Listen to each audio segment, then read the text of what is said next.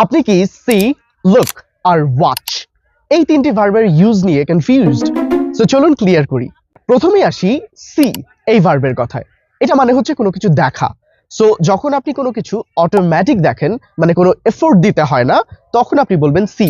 For example, I see a bird, I see you, I see the man.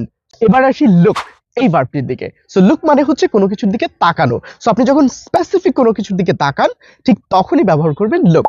For example, look at the sky. এবার আসি watch. Watch মানে হচ্ছে কোনো কিছু মনোযোগ দিয়ে দেখা, কোনো কিছু অবজার্ভ করা, এবং মুভিং কোনো কিছু যদি আপনি কোনো স্ক্রিনে দেখেন, আপনি সেখানে অবশ্যই ওয়াচ ব্যবহার করবেন। For example, I watch television every evening, or I watch English with Sajal on YouTube.